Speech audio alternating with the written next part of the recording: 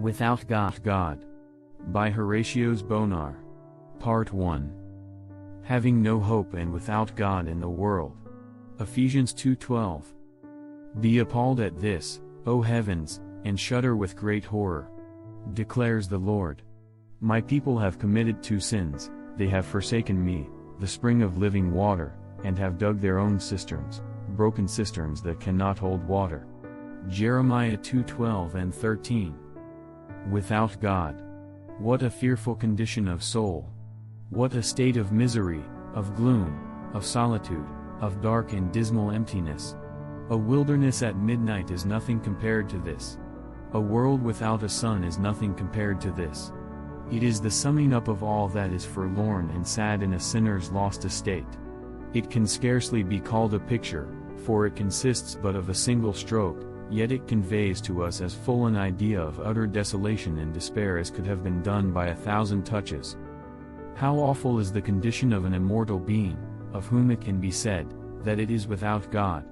His presence is peace, His love is bliss, His fellowship the fullness of joy. There is no sunshine like the sunshine of His countenance, and no warmth like the warmth of His affection. What a dreary void, then, must that soul be that is without God in the world, without God in such a world as this. Men feel this, though they will not own it. Hence they run from one occupation to another, from scene to scene, from pleasure to pleasure, in order that, by keeping their minds incessantly engaged, they may drown the consciousness of the dread emptiness within. Hence they prefer to be burdened with cares and toils, to be annoyed with the overpressure of business, rather than be left to the feeling of this dreary void within the soul. They are like children afraid to be alone in the dark. All without is lonely, for God is not there, and all within is still more lonely, for God is not there. But, then, even when brought to see this, even when brought to see, or at least to suspect, that all this uneasiness arises from the absence of God, they shrink from the idea of becoming pious. They cannot bear the thought of His near presence, of His coming in to fill and possess their souls. An absent God, no doubt, they felt to be the source of their misery, but still a near, a present God, they cannot bear to realize. Why is it thus? Whence this dread of God? Whence this unwillingness to admit Him into their hearts? Because they are afraid of Him, and think that they can neither be safe in His hands, nor happy in His presence. They feel uncomfortable at the thought of His coming so near. They willingly go through a form of religion, because its whole design and effect are to keep out God. As strange as the statement may seem, still it is true, that the religious observances of all mere professors are gone through with the express end of keeping God at a distance. By paying Him the compliment of their devotions, they think to bribe Him to keep at a distance from them, and not break their repose by coming too near.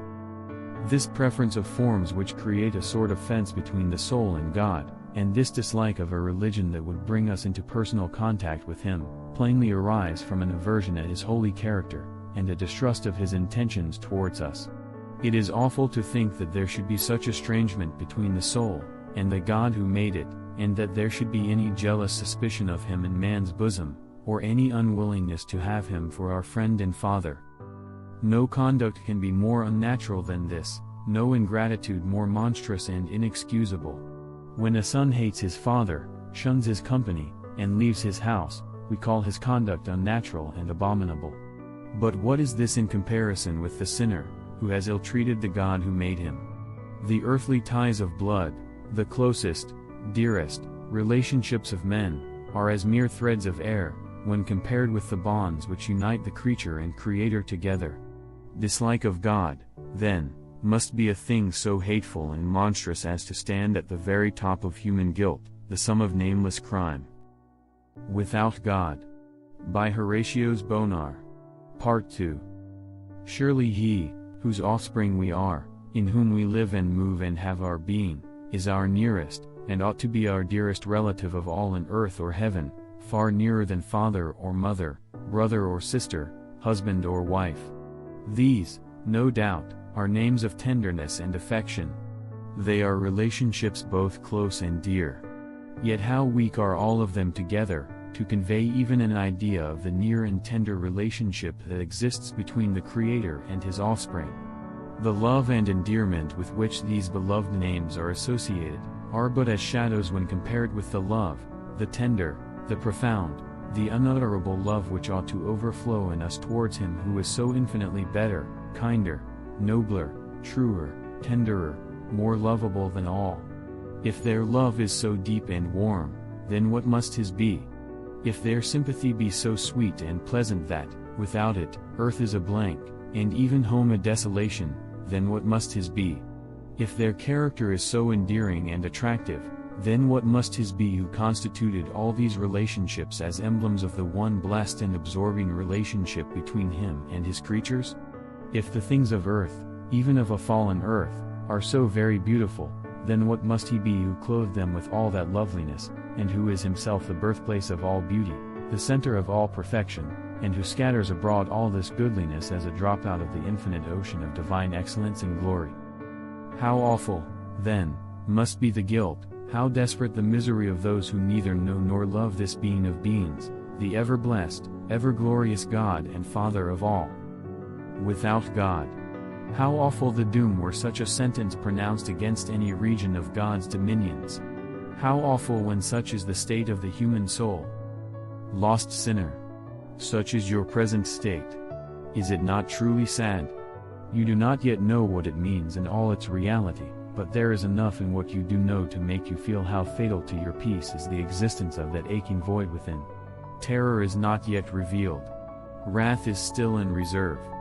The sword still slumbers in its sheath. But there is something even now eating, like a canker, into all your enjoyments, and poisoning all your pleasures, something which makes life a weariness, and death a terror. You feel that all is not right, that there is a dreary blank in the midst of all that you enjoy. That secret indefinable lack which you feel, is the lack of God's friendship. Nothing else will remove that sense of hollowness within, which casts a shadow over your life. You are without God and, therefore, without peace. You cannot be happy, so long as He is absent. There cannot be any true enjoyment, so long as you enjoy nothing in Him, and Him in nothing. But if such is the secret of your unhappiness, then you see where the secret lies of your peace. You see whence your joy is to flow. It must be from having the friendship of God, from having His love shed abroad in your heart. Nothing but the knowledge of that love can remove the uneasiness which preys upon you, or put you in possession of that which will fill up the dreary void within, and dissipate all your gloom. Acquaint yourself now with God, and be at peace, and thereby good shall come unto you. Perhaps you are saying, who will show me any good? You are looking around for someone to point out to you the way to rest. Well, Jesus stands before you, and says to you, what He did to the blind man in the days of his flesh, what do you want me to do for you? Is your answer the same as that of the blind man? Lord, I want to receive my sight. Like him, perhaps, you may know little of Jesus, little of what the light really is, little of what true joy consists in, but are you putting your soul into the hands of Jesus? Then shall you receive your sight and be made altogether whole. As a sinner, blind, naked, miserable and vile, draw near to Him. He refuses none. He will open your eyes. He will relieve your weariness. He will bless you with the fullness of His own free love. He will fill up the aching void within. He will give you rest. He will satisfy your weary soul. He will lead you to the Father, and, in the fullness of the Father's love, you will learn to bury all your griefs and cares. The work of righteousness shall be peace, and the effect of righteousness, quietness, and assurance forever.